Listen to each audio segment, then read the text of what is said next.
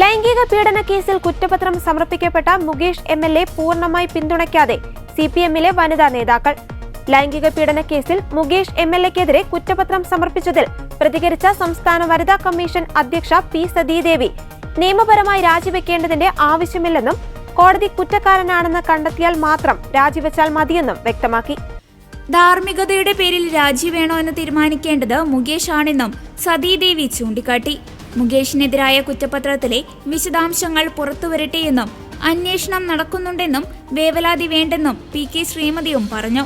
കുറ്റവാളിയെന്ന് കണ്ടാൽ സർക്കാർ ഒപ്പമുണ്ടാകില്ല എന്നും സർക്കാർ ഇരയ്ക്കൊപ്പം നിൽക്കുമെന്നും PK ശ്രീമതി പ്രതികരിച്ചു.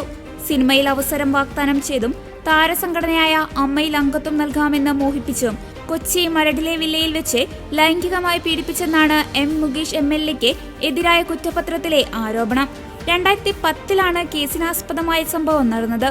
എന്നാൽ 14 വർഷങ്ങൾക്ക് ശേഷമാണ് നടി മുകേഷിനെതിരെ പരാതി നൽകിയത്.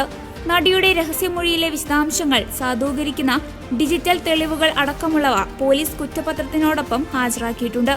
നടിയുമായി നടത്തിയ വാട്സപ്പ് ചാറ്റുകൾ, ഇമെയിൽ സന്ദേശങ്ങൾ എന്നിവയെല്ലാം ആരോപണം ശരിവെക്കുന്നതാണെന്ന് കുറ്റപത്രത്തിൽ SIT ആവർത്തിക്കുന്നു.